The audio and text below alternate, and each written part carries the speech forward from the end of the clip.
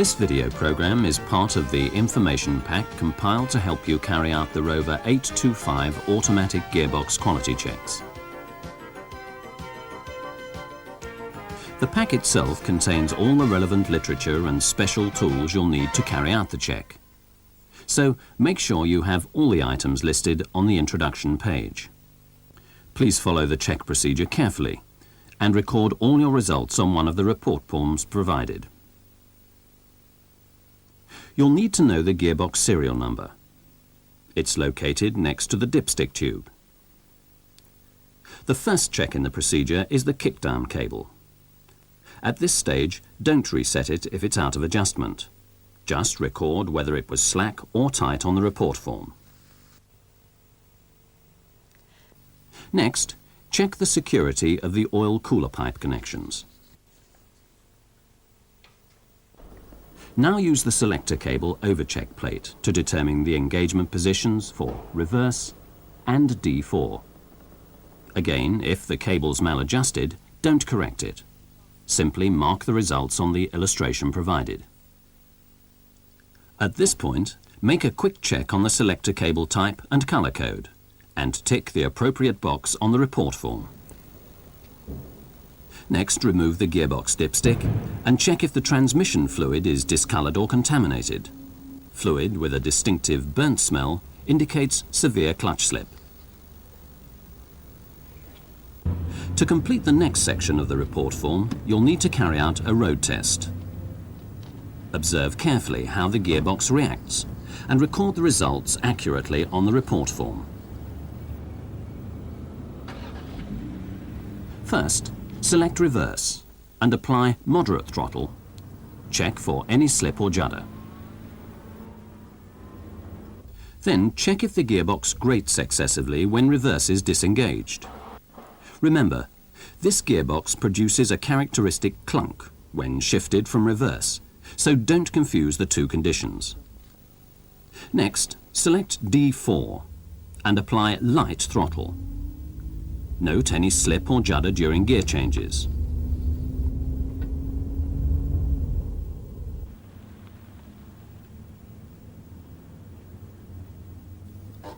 After these tests, mark on the report form whether the gear changes were acceptable or unacceptable. Then repeat the test with medium throttle. Now select D3 and observe the quality of gear change under full throttle conditions. It's not recommended that you test the third to fourth gear change on the public highway, as at full throttle, this final change occurs beyond the legal speed limit.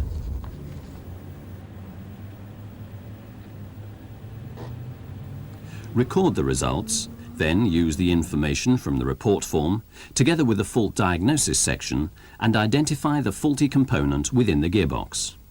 Enter the warranty complaint code in the space provided. Contact Network Services at Cowley. If they agree that a replacement gearbox is necessary, remove the gearbox and torque converter. Thoroughly flush the torque converter with new transmission fluid to remove contamination. When the replacement gearbox has been fitted, connect and adjust the selector cable. Initial setting only for non-turnbuckle types. Then fit the kickdown cable. Do not run the engine at this stage. There are two types of selector cable, the nut and olive type and the turnbuckle type. The two are not interchangeable. Please refer to the check procedure for cable identification. Before connecting the gearbox end of the oil cooler return hose, place the end in a container underneath the car. Run the engine until the transmission fluid flows from the hose. Then stop the engine and overfill the gearbox by 1 litre.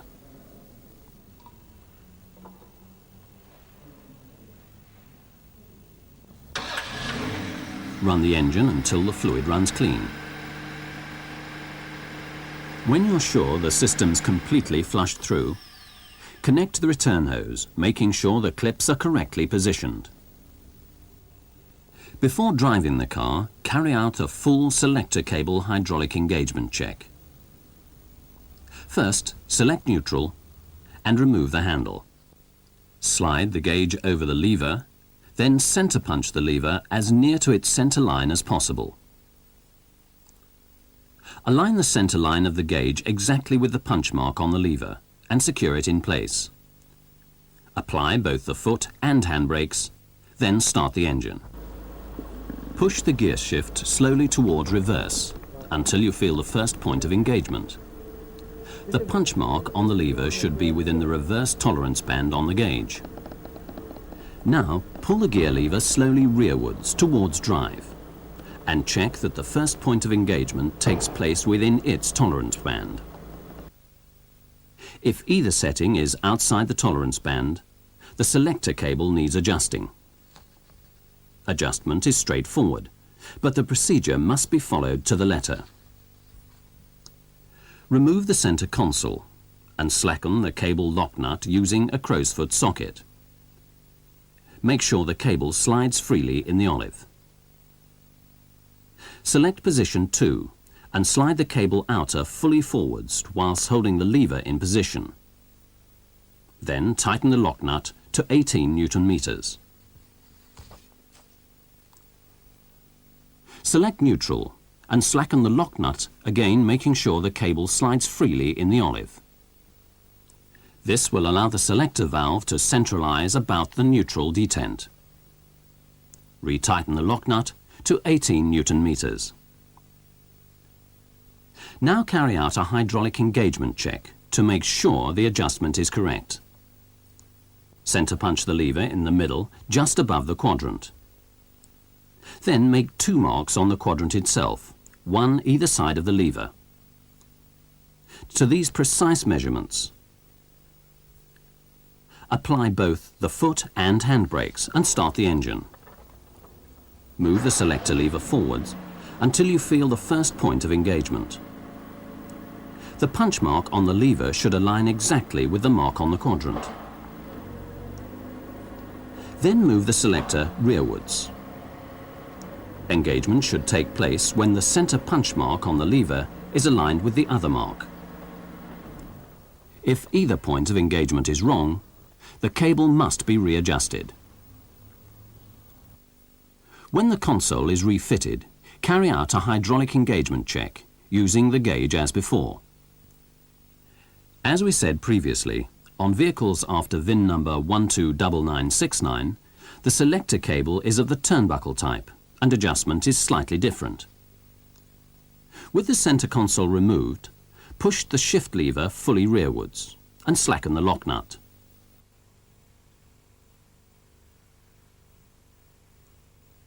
Then remove the locking clip.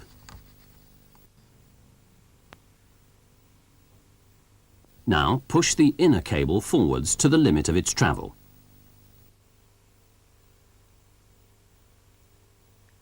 Move the shift lever forward to park to engage the turnbuckle with the inner cable. Once engaged, rotate the turnbuckle to align the holes in the turnbuckle with those in the inner cable and fit a suitable test pin.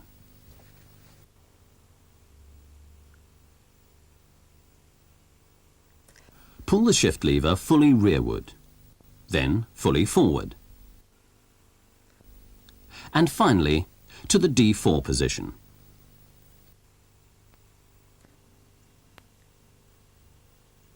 Now rotate the turnbuckle to find the position where the test pin slides through freely.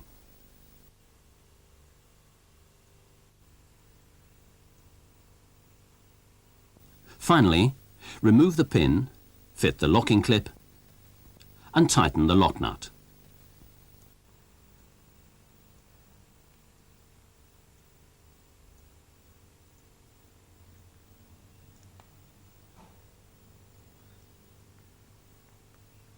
When the console is refitted, carry out a hydraulic engagement check as before to confirm correct adjustment. Now you can adjust the kickdown cable.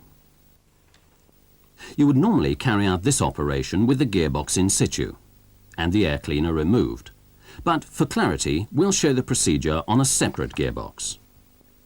First of all, slide the cable boot up and hold the lever down. Now, try to move the cable up and down. If you can move it, the cable's too slack. But if the cable tension increases while the lever's held down, the cable's too tight. To adjust it, loosen both cable lock nuts fully and hold the lever down while you pull gently up on the cable outer.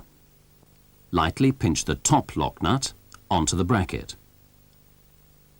While you're holding the top lock nut, tighten the bottom one.